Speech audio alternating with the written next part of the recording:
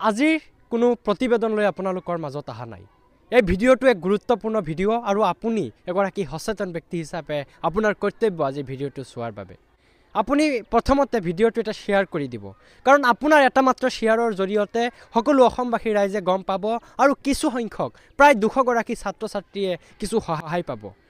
আপোনালোকে চাব পাৰিছে মই এক চৰ অঞ্চলত উপস্থিত আছোঁ। দৰং জিলাৰ দলগাঁও সমষ্টিৰ শ্যামপুৰ চৰত মই উপস্থিত আছোঁ। চাব পাৰিছে এয়া হ'ল চৰ মই দেখুৱাম, কেমেৰা সহযোগীক এইফালে দেখুৱাৰ বাবে অনুৰোধ জনাম।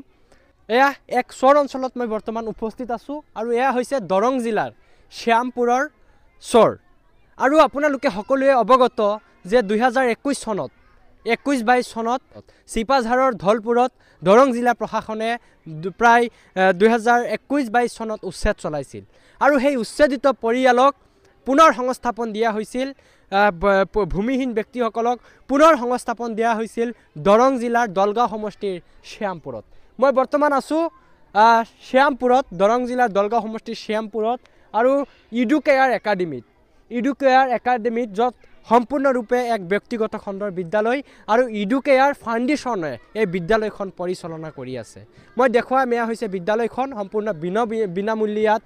ফ্ৰী স্কুল, ন ফিজ ন কষ্ট আৰু বিনামূলীয়াভাৱে জাতীয় বিদ্যালয়ৰ কিতাপবোৰো ছাত্ৰ ছাত্ৰীসকলক দিয়া হয়। ইউনিফৰ্মো দিয়া হয়, একদম সম্পূৰ্ণ ইউনিফৰ্ম, প্ৰাইভেট স্কুলৰ দৰে সম্পূৰ্ণ ইউনিফৰ্ম ফ্ৰী দিয়া হয়। আপুনি এগৰাকী সচেতন ব্যক্তি হিচাপে ছাত্ৰ ছাত্ৰীসকলৰ কাষত থিয় দিয়ক। নমস্কাৰ, সকলোকে মাতৃভূমি নিউজলৈ স্বাগতম জনাইছোঁ আৰু মই আবু বকৰ ছিদ্দিক। আজি কোনো প্ৰতিবেদন লৈ আপোনালোকৰ মাজত অহা নাই। আজি এক বিশেষ এখন স্কুলত মই উপস্থিত আছোঁ, ব্যক্তিগত খণ্ডৰ এখন বিদ্যালয়ত মই উপস্থিত আছোঁ। মোৰ পিছফালে আপোনালোকে চাব পাৰিছে ফ্ৰী স্কুল, ন ফিজ ন কষ্ট।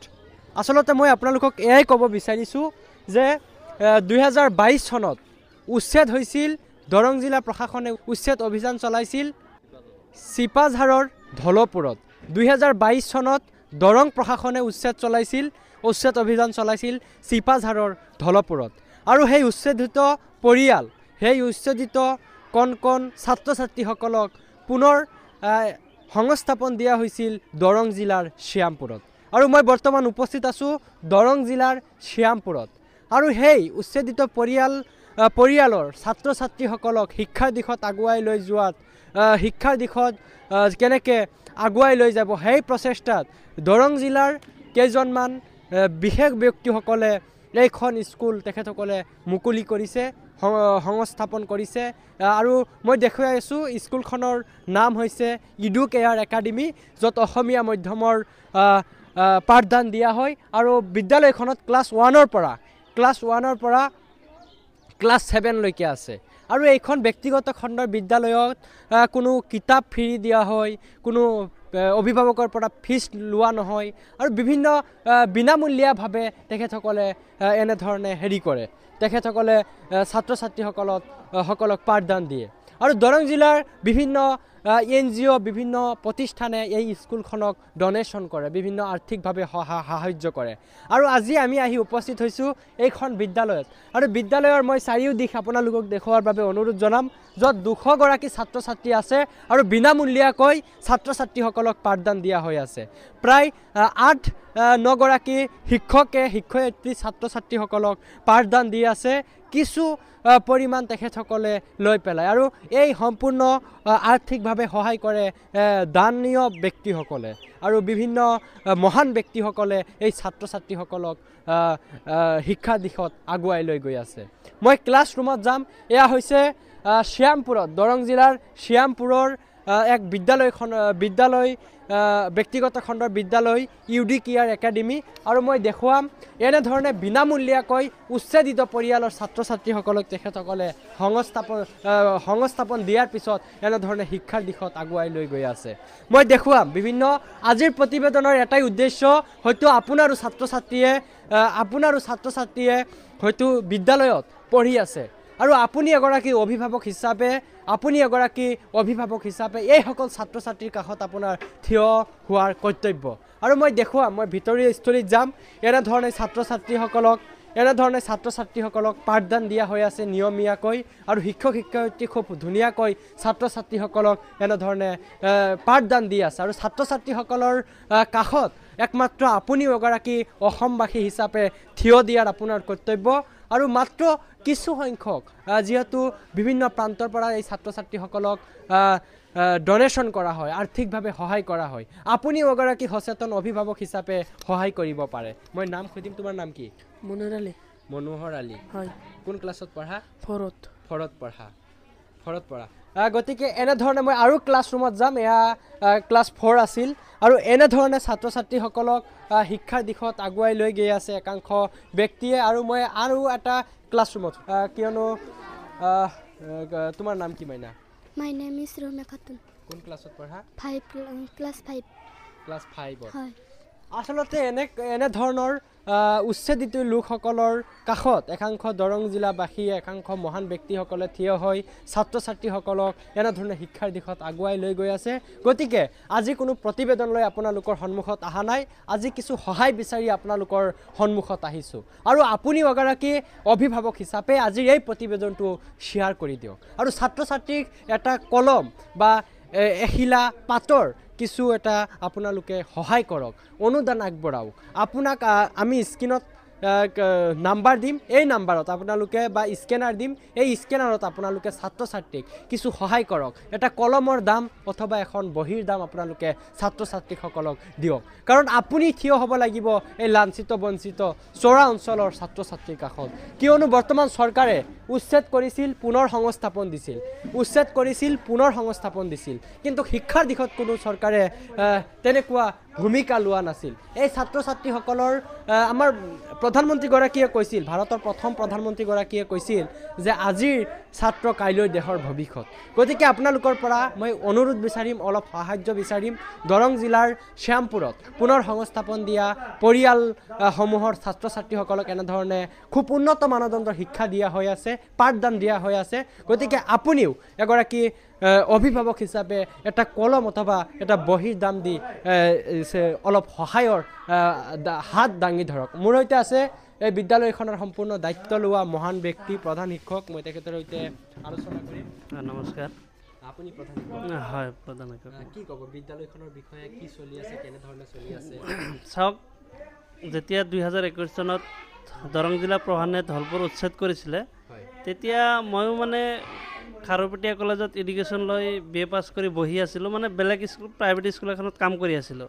তেতিয়া হঠাৎ মই মানে দেখা পালোঁ যে এডভাৰটাইজ দেখা পালোঁ যে ইডুকিয়া নামৰ এটা নতুন ফাউণ্ডেশ্যন গঠন কৰিছে আৰু তেখেতে এটা এডভাৰটাইজ দিছে যে চামপুৰত উচ্ছেদিত ল'ৰা ছোৱালীৰ কাৰণে এখন শিক্ষা অনুষ্ঠান অনুষ্ঠিত হ'ব বা স্থাপন কৰা হ'ব সেই মৰ্মে তাতে মই এপ্লাই কৰিছিলোঁ আৰু ইণ্টাৰভিউ দি মোক তেখেতে এই নতুনকৈ ইডুকিয়াৰ ফাউণ্ডেশ্যনে গঠন কৰা স্থাপন কৰা ইডুকিয়াৰ একাডেমীৰ প্ৰধান শিক্ষক হিচাপে মোক দায়িত্ব দিছিলে আৰু মই তেতিয়াই এই ধলপুৰৰ নিৰ্যাতিত নিষ্পেষিত ছাত্ৰ ছাত্ৰীৰ ঘৰলৈ মই গৈছিলোঁ আৰু যিমান ঘৰত শিশু আছে প্ৰত্যেক শিশুৰ লগত মই যোগাযোগ কৰিছিলোঁ আৰু সেই শিশুসকলক আধাৰ কাৰ্ড আৰু বাৰ্থ চাৰ্টিফিকেটৰ জৰিয়তে তেখেতক নামভৰ্তি কৰা আৰম্ভ কৰিছিলোঁ আৰু সেই ল'ৰা ছোৱালীসকলক আমি সকলো সময়ত কেনেকৈ সিহঁতক আমি নীতি শিক্ষা দিব পাৰোঁ আদৰ্শৱান ব্যক্তি হিচাপে গঢ়ি উঠাব পাৰোঁ তেখেতক কেনেকৈ আমি মানৱ সম্পদ হিচাপে গঢ়ি উঠাব পাৰোঁ সেইটো কাৰণে আমি সকলো সময়ত ক'ব গ'লে আমি এই বিদ্যালয়খনত দৰমহা বুলি ক'ব নোৱাৰি কিবা এটা আমাক এই ইডুকিয়াৰ ফাউণ্ডেশ্যনে মাননি দি আছে আৰু সেই মাননি অনুযায়ী আমি কাম কৰি আছোঁ যেন 18 ঘণ্টাই সময় আমি ইডুকিয়াৰ একাডেমীত দিব বিচাৰি আছোঁ মানে আমি দি আছোঁ আৰু আমি যথেষ্ট বুকুত সাহস লৈ যে আমি চৰকাৰী চাকৰিৰ পিছত লাগি থকা নাই এই মাত্ৰ ধলপুৰৰ উচ্ছেদিত শিশুসকলক কেনেকৈ ভাল মানুহ বনাব পাৰি আৰু আমি সমাজৰ হৈ সমাজ সেৱক হিচাপে কাম কৰিব পাৰি তাৰে চিন্তা কৰি আমি এই বিদ্যালয়ৰ ইডুকিয়াৰ একাডেমীৰ প্ৰধান শিক্ষক হিচাপে কাম কৰি আছোঁ আৰু আগন্তুক দিনলৈ কাম কৰি যাম আৰু আমি যদি ক'ব যাওঁ যে আমাৰ এইখন বিদ্যালয়ত প্ৰায় 10 গৰাকী শিক্ষক শিক্ষয়িত্ৰী আছে আৰু তেখেতসকলক আমাৰ শিক্ষক শিক্ষয়িত্ৰীসকলক আমাৰ ইডুকিয়াৰ ফাউণ্ডেশ্যনে খুব ধুনীয়াকৈ যি আমাৰ লগত যি কথা হৈছিলে আমাক প্ৰথমত যি মানে কোৱা হৈছিলে যে এনেকৈ এটা চেলাৰীৰ ব্যৱস্থা কৰা হ'ব আৰু সেইটো গোটেই অসমৰ বাহিৰৰ মানুহেও সহায় সহযোগ কৰাৰ বাবে আমাক সিহঁতে মান্থলি এটা বেংকৰ জৰিয়তে আমাক এই চেলাৰিখিনি দিব পাৰিছে আৰু এডুকেয়াৰ ফাউণ্ডেশ্যনে যথেষ্ট কষ্ট কৰি আছে আৰু তেখেতসকলক সকলো সময়ত যোগাযোগ কৰিলে এই এডুকেয়াৰ ফাউণ্ডেশ্যনে এডুকেয়াৰ একাডেমিক লৈ সকলো সময়ত চিন্তা ভাৱনা কৰে তেখেতে আৰু খুব ভালকৈ চলাই আছে আৰু তেখেতৰ নিৰ্দেশ মৰ্মে আমি য'ত যেতিয়া যি কাম কৰিব লাগে আমি কৰোঁ আৰু এটা খবৰ ইতিমধ্যে আপোনালোকে শুনিলে ভাল পাব যে আমাৰ এই বিদ্যালয়খন নতুনকৈ আমি ডাইচ কোডটো পাই গ'লোঁ গভ ৰেজিষ্ট্ৰেশ্যনো পাই গ'লোঁ এতিয়া আৰু আমাৰ কোনো চিন্তাৰ কাৰণ নাই আমাৰ চৰকাৰীভাৱে আমাৰ ছাত্ৰ ছাত্ৰীসকলৰ যি নামখিনি আমাৰ ব্লকত সোমাব লাগে ডাইচত সোমাব লাগে আমি সেইখিনিও কাম কৰিছোঁ ইতিমধ্যে আৰু মই ভাবোঁ যে এডুকেয়াৰ ফাউণ্ডেশ্যন আগন্তুক দিনত যদি ভালকৈ কাম কৰে যি ধৰণে কাম কৰি আছে তেনেকৈ যদি কাম কৰে এই একদম বেকৱাৰ্ড চৰ চাপৰিৰ মাজত এখন ভাল স্কুল আৰু এই স্কুলৰ জৰিয়তে এই এডুকেয়াৰ একাডেমিৰ জৰিয়তে এই গাঁওখন এটা আদৰ্শ গাঁও হিচাপে পৰিচিত হ'ব আৰু মই ভাবিম আমাৰ এই চৰ চাপৰিৰ মানুহখিনিও বা শিশুসকলখিনিও খুব উন্নত এটা শিক্ষা পাব গতিকে মই কিতাপ দেখুৱাম কিয়নো সম্পূৰ্ণ ব্যক্তিগত খণ্ডৰ কিতাপ এয়া দেখুৱাই আছোঁ গতিকে যিহেতু জাতীয় বিদ্যালয়ৰ কিতাপ আৰু এনেধৰণে এক উন্নত মানদণ্ডৰ এই উচ্ছেদিত ছাত্ৰ ছাত্ৰীসকলক শিক্ষাৰ দিশত এনেকৈ লৈ গৈ আছে আৰু সম্পূৰ্ণ কিতাপ এনেধৰণে তেখেতসকলে ফ্ৰী বিনামূলীয়াভাৱে ছাত্ৰ ছাত্ৰীসকলক দান কৰি আছে আৰু মানুহে মানুহৰ বাবে গতিকে আপুনি এই ভিডিঅ'টো যদি অলপ সহায় কৰিব নোৱাৰে তথাপিও এগৰাকী সচেতন ব্যক্তি হিচাপে শ্বেয়াৰ কৰি দিয়ক যাতে এই ছাত্ৰ ছাত্ৰীসকলক কাষত কিছু ব্যক্তিয়ে থিয় হ'ব পাৰে গতিকে এয়া এনেধৰণে ধুনীয়া এডুকেয়াৰ একাডেমি এনেধৰণে টিচাৰ অথবা সম্পূৰ্ণ এনেধৰণে ভাল এটা দেখুৱাত আৰু ৰেজিষ্টাৰ এনেধৰণে সম্পূৰ্ণ আইন এক ব্যক্তি আপুনি অনুভৱে কৰিব নোৱাৰিব যে এক বিনামূলীয়াভাৱে ব্যক্তিগত খণ্ডৰ বিদ্যালয় চলি আছে আপুনি ভাবিব যে এয়া ব্যক্তিগত খণ্ডৰ দৰে কিন্তু ব্যতিক্ৰমী ব্যক্তিগত খণ্ডৰ এইখন বিদ্যালয়